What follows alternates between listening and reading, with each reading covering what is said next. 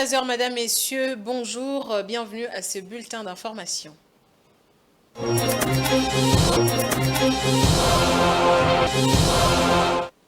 Commençons avec cette information en bref. Tête-à-tête ce vendredi 4 octobre entre le président Félix Tshisekedi et le président français Emmanuel Macron au palais de l'Élysée à Paris.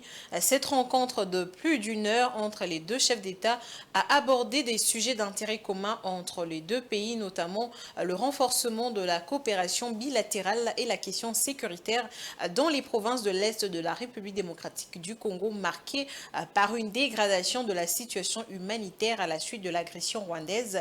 La question de l'agression du Rwanda sera aussi évoquée au cours des discussions des chefs d'État venus participer au 19e sommet de la francophonie qui s'ouvre à Villers-Cotterêts au sein de la Cité internationale de la langue française au nord de Paris. Et puis 23 morts, 50 rescapés et plusieurs marchandises noyées. C'est le bilan du naufrage du bateau MV Merdi ce jeudi 3 octobre. Le bateau en provenance de Minova dans le sud Kivu a coulé sur le lac Kivu à proximité du port de Kituku à Goma dans le nord Kivu. Retour sur ce drame avec Domomat. En pleine matinée de ce jeudi 3 octobre, le bateau dénommé Merdi, sur le point d'accoster, commence à tanguer et finit par couler, tandis que le téléphone capture chaque instant tragique. Les images sont insoutenables. Non loin, les riverains, stupéfaits, assistent impuissants au naufrage. Rapidement, les secours s'organisent. Les unités de la force navale se jettent à l'eau pour tenter de retrouver les disparus et d'assister les éventuels survivants. D'autres soldats au sol essaient de réanimer le premier rescapé, mais leur méthode semble douteuse. Comme le montrent ces images, au lieu d'appuyer sur les thorax en alternant avec du bouche à bouche, les militaires appuient sur l'abdomen. Parti de Minova dans les sud Kivu pour Goma au nord Kivu, le bateau Merdi a coulé près de Kitutu avec tous les passagers à bord. Le bilan provisoire se présente comme suit: 23 décès, 58 survivants qui sont actuellement pris en charge dans des structures sanitaires de la ville de Goma, plusieurs marchandises et produits vivriers destinés au commerce en partance pour le marché de Kituku coulés. Ces bateaux, visiblement surchargés, l'été, en raison de l'empressement de la population de Minova à quitter la ville pour Goma par voie fluviale, la route entre les deux villes étant coupée et occupée par le M23, selon certaines sources. Depuis que les forces du M23 RDF ont pris le contrôle de plusieurs localités comme Ichacha et Kiroché, la population de Minova et de Goma, qui autrefois ralliaient ces villes via la route Goma-Minova pour leurs activités commerciales, a été contrainte d'emprunter la voie lacustre pour approvisionner Goma. La route terrestre, devenue dangereuse en raison de l'occupation, expose désormais les commerçants à d'autres risques mortels sur le lac, comme l'a déclaré un officier de la police congolaise. Selon les premières informations de Volcan News, Françoise Namuganga, chef du quartier de Kieshiro en ville de Goma, a confirmé que le bateau avait rencontré des difficultés dans des eaux agitées du lac Kivu, entraînant ce naufrage tragique. Ces drames ravivent les inquiétudes concernant la sécurité maritime sur le lac Kivu, une voie de transport essentielle mais souvent touchée par des incidents graves. Et pour certains, cet événement met une fois de plus en lumière la responsabilité du Rwanda via les M23 dans l'insécurité croissante dans l'est de la RDC. Un sujet qui préoccupe les Congolais, la baisse des prix du transport en commun.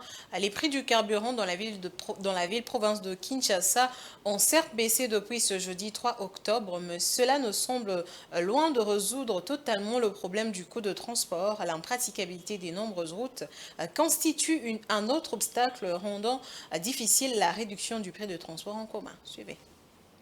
C'est jeudi 3 octobre 2024, un nouvel arrêté est entré en vigueur, réduisant les prix du litre de carburant dans la zone ouest. Les prix de l'essence passent de 3 340 à 2 990,49 francs congolais, soit une baisse de 13%.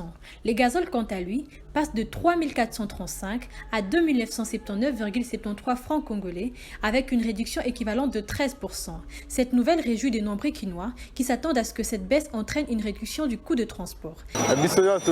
Merci gouvernement na biso merci lokola kariba ekiti zambe azwa lokumu soki bongo tokendeka ndenge esengeli. Cependant, certains Kinois expriment de doutes quant à cette hypothèse. Ils soulignent que, malgré la baisse de prix de carburant, les véritables enjeux résident dans l'état dégradé de route. Ces conditions rendent la circulation difficile et pourraient empêcher une réelle baisse de tarifs de transport.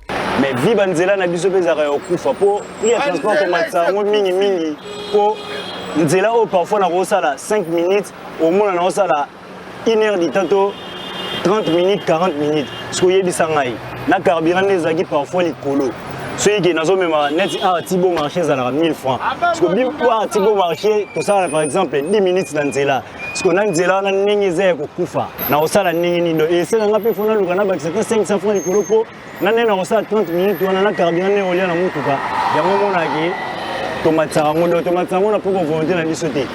Bon, d'après moi vraiment la moni ezalaka carburant te. Pona nini ezalaka carburant te. Carburant ndenge kiti bo normalement transport pe il faut ekita. Mais eloko epesaka biso pasi nde tosalaka boye ezalaka nzela. Logiquement eza vraiment tekeo pona carburant.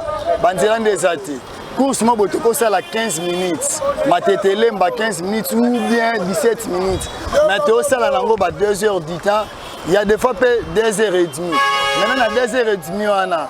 So che course net ba au transport, peut-être tu peux exemple 2000 ou 2500.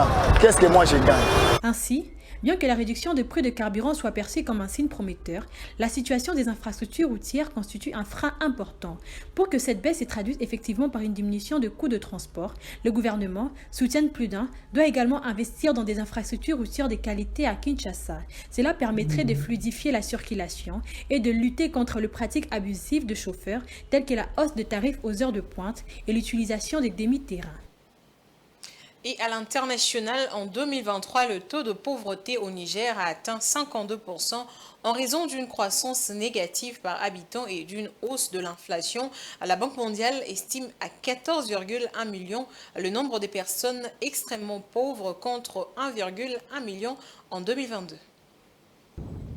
Dans un rapport sur l'évolution de la situation économique et de la pauvreté au Niger, publié lundi 30 septembre 2024, la Banque mondiale prévoit une baisse du taux de pauvreté pour s'établir à 42,5% d'ici 2026.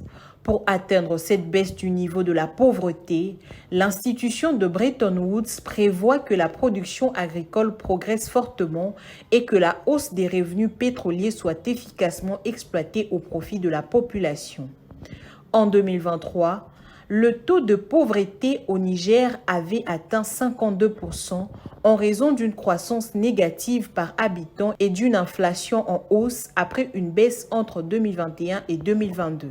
Cette hausse était intervenue dans un contexte des sanctions économiques et financières qui ont touché le pays après le coup d'État qui a destitué le président Mohamed Bazoum. Il s'agit notamment de la fermeture des frontières terrestres et aériennes, le gel des transactions des services, la perte des financements régionaux, y compris les services publics et l'électricité, qui ont réduit l'activité économique du pays. Avec la levée des sanctions le 24 février 2024 et le rétablissement partiel des financements, la croissance connaît un rebond et pourrait remonter à 5,7% cette année contre 2% l'an précédent selon la Banque mondiale.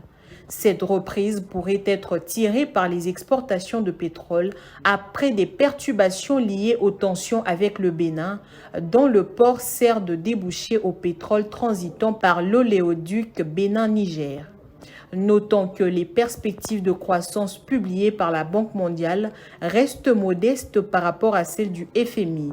D'après le fonds, la croissance du Niger devrait atteindre 10,6% cette année.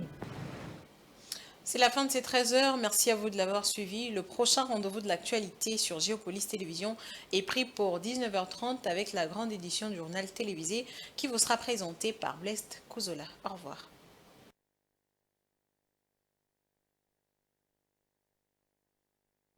Thank you.